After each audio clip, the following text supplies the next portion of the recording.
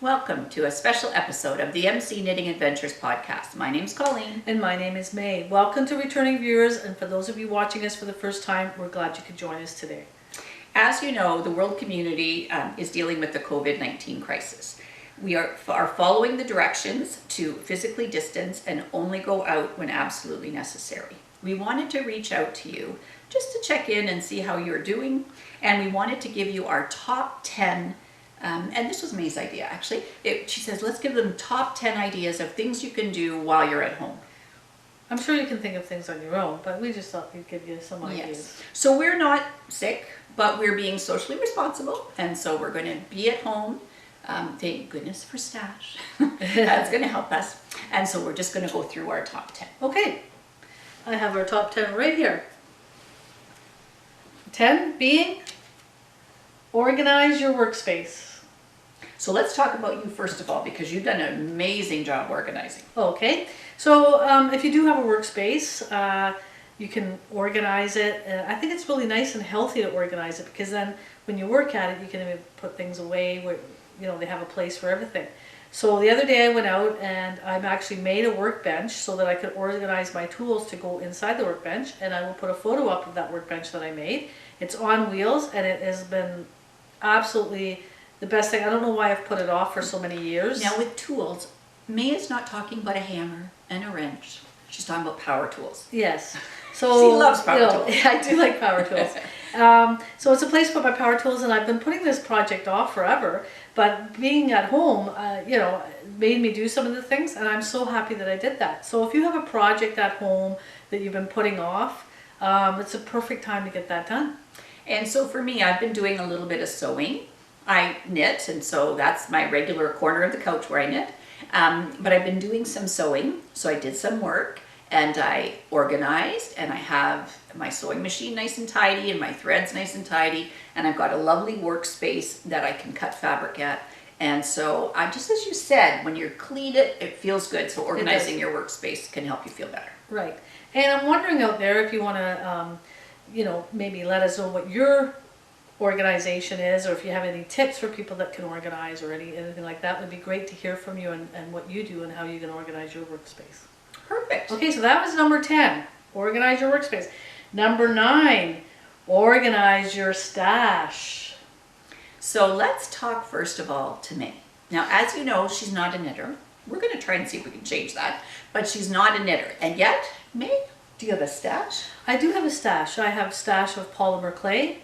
I have little pieces of polymer clay all over the place, so I'm trying to organize that. Right. I have a stash of wood, because when you go out and you see wood, it's like you pick up a little piece, or if you saw something that you want to save that little piece in case you want to make a keychain. I don't know, there's all kinds of things. So I do have a stash of wood, so I have organized my wood pile. So that's my stash and your stash. How did you organize your wood pile? Because some people Well, I have when you do smaller type things, which I do, I organize it by size, like smaller dowels into larger pieces of wood.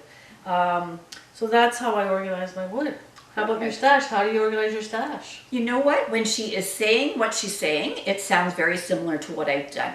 So this is not new, because I have organized it before, but in the last few days I've been going through things. And what I did was I organized my yarn by weight. So I have some clear plastic totes, and so I have one that's for fingering weight yarn. One? I knew she was going to say something. Actually, I have a couple that are for fingering weight yarn. I have a few that are for DK yarn. I have some for worsted weight yarn. And then I have a few that are for chunky yarn. And so it's really nice, because when I determine a project, I can go into the right bucket and kind of sort through and say, okay, that's going to be the perfect color to do what I want to do. And I know you have the see-through buckets, what you kind of like, because then you can actually see in them. Yeah. So maybe one day we can take a picture of your stash and how you've organized it in those buckets. Do we have to show them all of it? But I think that then you can be honest. Yes. Then there's the reality of it. Yeah. I'll have to be honest when you see Yes. the yarn. Yeah. All of it. Yes. All right. So Okay, let's go on to the next one. Spend time on Ravelry, check for patterns. All right, so when I went through to organize my stash, and I just It was organized, but I've just kind of gone in to see what I have. Then I took that information and I went on to Ravelry to try and see what I could see. So I said, I have this many yards of this kind of yarn, what can I do with it? And right now what I'm looking at is I'm looking at making some sweaters, kind of spring summer sweaters, because if I don't make them now, I won't be wearing them. So this is not the time to make turtlenecks and those kind of things. So I'm working at that. So planning in advance. I'm planning in advance, which I'm actually Right. really enjoying. Good. So I think that's going to be my new motto is if I have, let's say I have, which I have by the way, some chunky yarn to make a lovely turtleneck sweater, I'm going to start probably at the beginning of August, I'm going to start working on getting that sweater made. So it's ready by the time it gets cold. Oh, okay. Yep, so I think that's going to work. Now, I know you're not doing Ravelry, but what do you do? Well, what do? I go on the computer, of course. Everybody goes on the computer and does their own thing. Colleen has her laptop, I have my desktop, and we kind of go on and do our own little thing. Mine is usually going on to a poker site. You can have it where you don't pay money, or you can have it where you play for money. You can also go on game sites and download some games to play on the computer. I'd be interested to know what you guys do on the computer. I mostly go on there and check my email and play poker. Yeah. So While it's you good. do Ravelry. Yeah. So I mean, it's We love the block puzzle too. That's yes, another one block that we like. But also I go on YouTube a lot and I learn so many things. Like a lot of times I've gone on there and learned some things in the woodworking shop and different ways to saw stuff. And I've actually used them this week. The one technique that the fellow used, I used it and it worked out great. So YouTube's a great resource if you're interested in learning new things. Okay, perfect. Also, today we were watching TV and the fellow was giving guitar lessons on TV. So if you want to learn things like guitar lessons, I'm sure there's some things on YouTube that you can learn and pick up while you're at home. That would be great. Yeah. All right. So also, speaking of Ravelry, I just want to mention, like Linda, a friend of ours, tell me if I'm wrong, was she not putting all of her stash on Ravelry? Yes, so she had been working at taking pictures of all her yarn and putting it on Ravelry, because then what you can do, by the way, I have not done that, but you can Right. do that and then you can go onto Ravelry and it will tell you have that yarn that would do that pattern. I think that was a great idea. It's Do you know- fantastic. But it's a lot of work, I think, to be able to do that. And Depends on how many buckets of yarn you have. maybe there's only so much space in that Ravelry. I don't know, I'm sure. I don't know. There's lots of people that have as much stash as I do, so I'm not, yeah, we're good. So that was number 8. Number 7, knit gauge swatch. That's exactly the right wording, is to knit a gauge swatch. So as I mentioned, I went through my stash and I actually went and dove in and said, what sweaters do I have that are spring or summer sweater? Quantities of yarn. And it's interesting to me that sometimes you buy yarn with a certain thing in mind and then you think, yeah, no, that's not what I really want to do. So I have this beautiful yarn that's called Bamboo Pop. I'm just going to hold that up there. And I worked out a gauge swatch. And I didn't have a particular pattern in mind, but I knew the size of needle that I should make. And then what I could do is put in the information about the yarn, how much I had, and I've come up with a pattern to do this. So normally I'm a little scared when it comes to making sweaters and things like that, because I'm worried it's not going to work and I don't want to have to rip it out. But I've decided I'm going to just be brave. Well, you know what? I think the last 3 sweaters or 3 things you've made have turned out really well. So it's got to, increase your confidence a little bit the more you do it. Exactly. And Is I'm that what's getting a happened? better idea of the positive V's and those kind of things. And so I'm really happy. So right now, I've got 2 sweaters on the go. This one I haven't really started yet. And I'm just kind of going in between the things. And so by the time the weather warms up a little bit, I'll have some sweaters that I can wear. Yeah. And I know that you don't knit a gauge swatch, but is there anything in woodworking you have to do? To prepare? Yep. Well, you know what? There are, I do plans. I go on the YouTube and I go on different wood sites and different places. And I do come up with plans that I can do in the future. So when I keep a book of it, like free plans that you can print off. Oh, that's brilliant. Yeah. So I do that. So it's kind of the same idea. It's kind of like pre-planning. Okay. Or I have to pre-plan something like the dollhouse I'm making.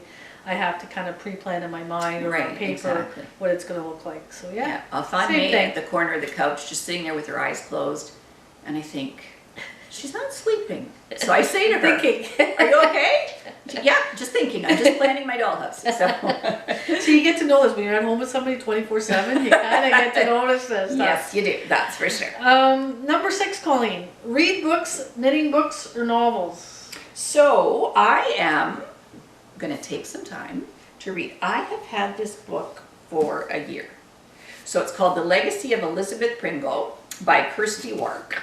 And the reason why I have this book is when we went to Scotland, we went to the Isle of Arran, and it is something that May used to do when she was a little girl on holiday. And this book is set there. So I have started this book 2 times. And then we get busy and we go on our adventures, and I think, oh, it's a heavy book, I'm not going to take it with me. But now it's all good, because now I'm going to just sit and I'm going to read for a little bit. I tend to read more when I'm in bed, but right now I'm falling asleep like you wouldn't believe. So I'm going to take some time. I'm finding that I have more time to knit, and it's not good for my hands. You've known I had trigger thumb, I had a frozen shoulder. Like Right, so just taking a break from I'm going to take a break from knitting every once in a while. Right. And I know you have to do the same thing with Right. woodworking. So that is a novel that I'm reading. And then I have these 2 books, and I have a plan. So this is Erica Knight, Simple Color Knitting.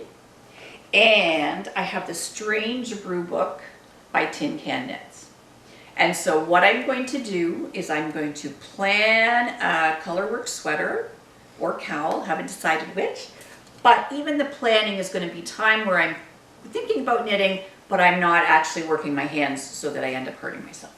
So those are my books. How about you, May? What kind of books are you looking at? What kind of books do I have here? Let me see. I have a woodworking magazine that I haven't had an opportunity to look at. Perfect. I have a photography book that I haven't really had a chance to look at, magazine. That's another thing that I like is photography and learning more about that and I do that on Right, YouTube and do it through books and that type of thing. Excellent. I also have another woodworking book that has full of plans. It's Intarsia. That's a great book to look at too. So these are some things. I'm not really a big novel person. I like these magazines and books like that. And another thing I'm going to do is kind of organize my books and get those read too. Oh, that's a good idea Yeah. too. All right, so that's number 6. Okay, number 5, learn a new craft. Okay. Do you want to go first, or do you want me to go first? Learn a new craft. Sure. I've always loved to learn a new craft, as you know, and do something different. And I am learning some new woodworking techniques that I'm using out in the garage. I did learn to make a workbench. I've never done that before. It is brilliant. Oh my gosh, she's got wheels, she's got locks on it. Yeah, and so Fantastic. I did learn to do that, and I learned that from YouTube. It was called a 1-hour workbench. Put it up. It took me longer than 1 hour, of course. It's kind of like those tents, right? You put up a tent. Yeah. So anyway, it was all good when it was done, and I'm really glad I did it. So it was kind of a new craft, I guess, a new thing. So yeah, I always like to learn something new and to try something new. All right. So your mom showed me a placemat, and she said, "Could you make this?" And I'm thinking, never made a placemat, but I could give it a try. So May's mom went, and this is a couple of months ago. She went and bought some fabric, and then I picked up the other parts of what I needed. And then I thought, okay, I'm going to try this. So I took the placemat that she gave me, traced around it, made a pattern, and then cut out from the fabric, did the binding around it. Now the reason being, can I just say this? The reason being my mom wanted to do these placemats is because she and her sister had gone out and they couldn't find oval placemats anywhere. They saw square, they saw round. There was no oval, and they really needed oval for whatever reason. Yeah. It's kind of like when you can't get that thing that you really want it worse, and so that was the reason why you did this. So the placemat that she had actually wasn't an oval, but it had some nice round corners, and that makes what I was doing easier. So the fabric that she got is this beautiful stuff. So there's the pattern on that side. It's white on the other. We had a conversation about what kind of trim did she want to put around, and she said white. I went, okay, that works. That works. And the white worked really well. So I'd asked her to buy me 2 meters of fabric, which she did. I did not know the fabric was as wide as it was. So the good news is we made some for your aunt. So we made 6 for her aunt.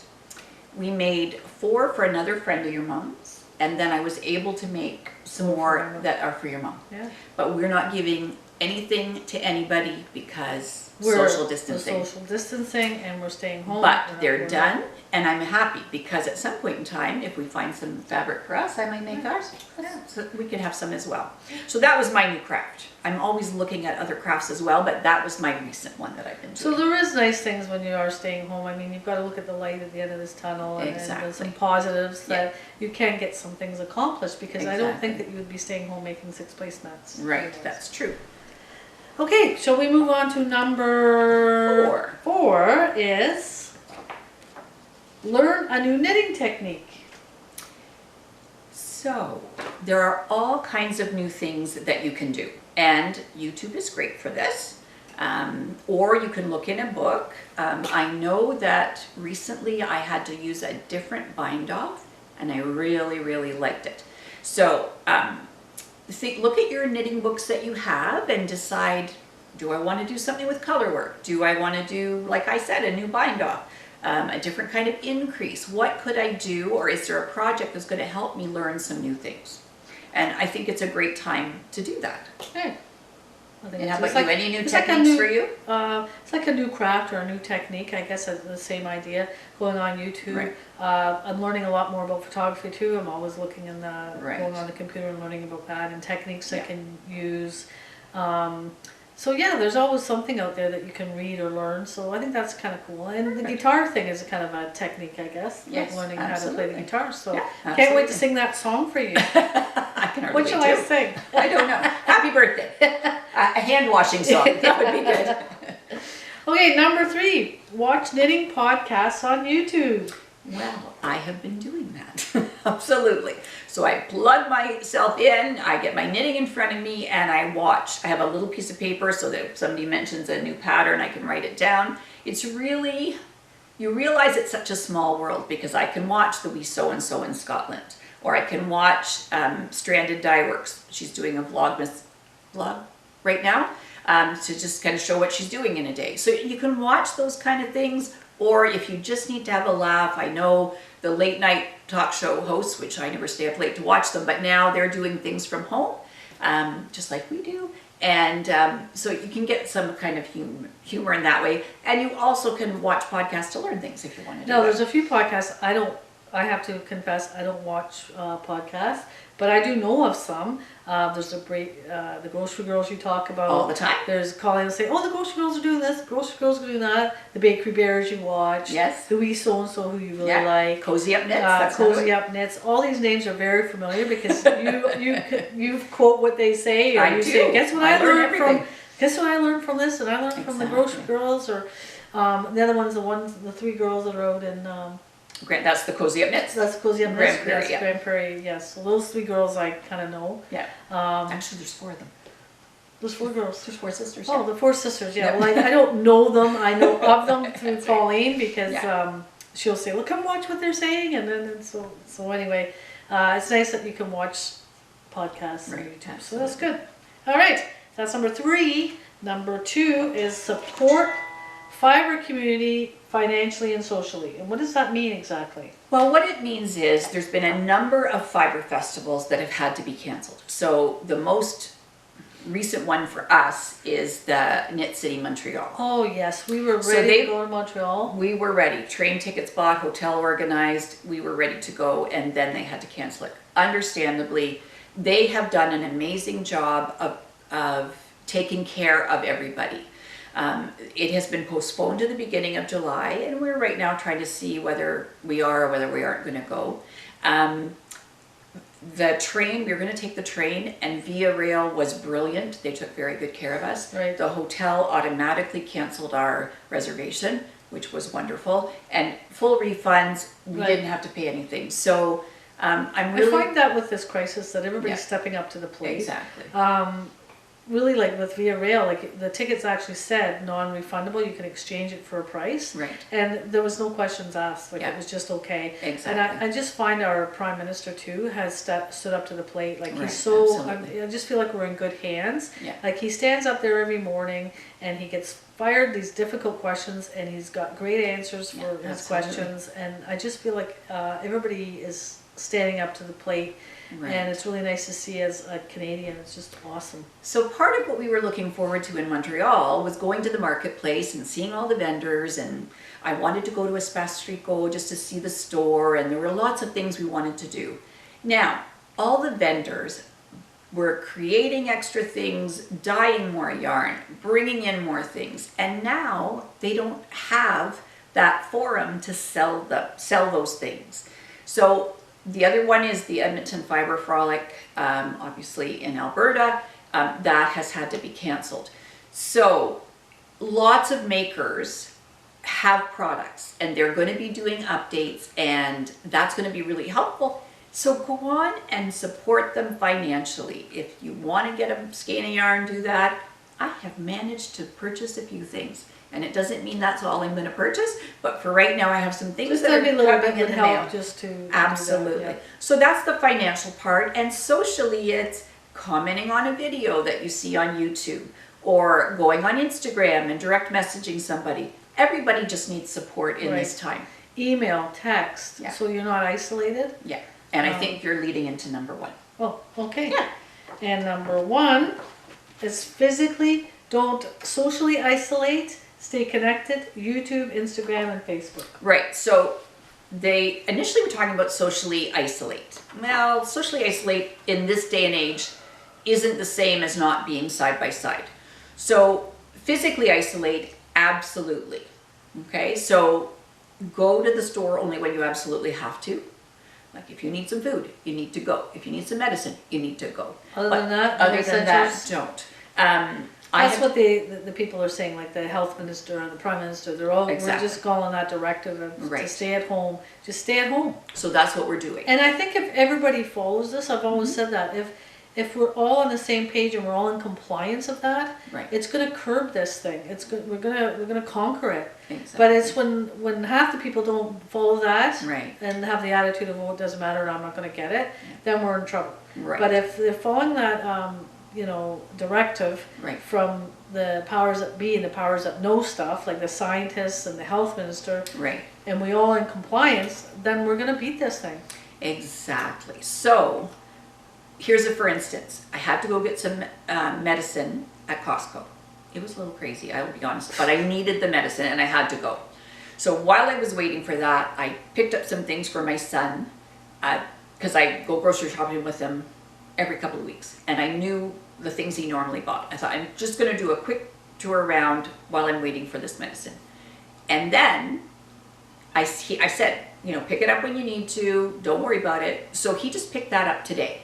And he was at the curb and I was at the door, and I said, good to see you. I'm hugging you from here, because he's moving in a different circle than I'm moving in. And he's actually still working, I think. And he's still working. So it's like your circle of contact and my circle of contact don't need to touch. And he was great about it. So I dropped his groceries on my front porch and shut the door.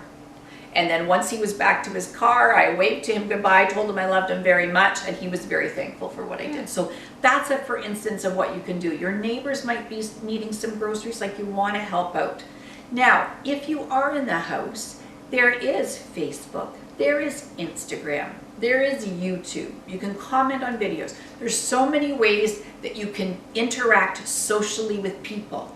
As he said, don't socially isolate yourself. Don't just be sad that you're stuck in. Reach out to somebody. Right. You can And text. You can comment on we can comment back on our YouTube Exactly. video on this podcast here. Exactly. Comment. We're here for you. Yeah. If you want anything, comment. If you have suggestions, if you have questions, we will be able to answer. Maybe we can find the answer. I don't know. And I'll leave an email address and our Instagram, and on Ravelry as well. You can send us a message on Ravelry. So just know that this knitting community is absolutely amazing, and we are very blessed that you're there, because it's nice to know that you're there. We're glad we can do this for you in this time. We've got one more podcast that we have to do from Michigan. It's a long time ago that we were there, but we still have to put that together, so we'll do that for you. And we really appreciate that you're there for us and that we can be there for you. So until next time, You take care and be safe.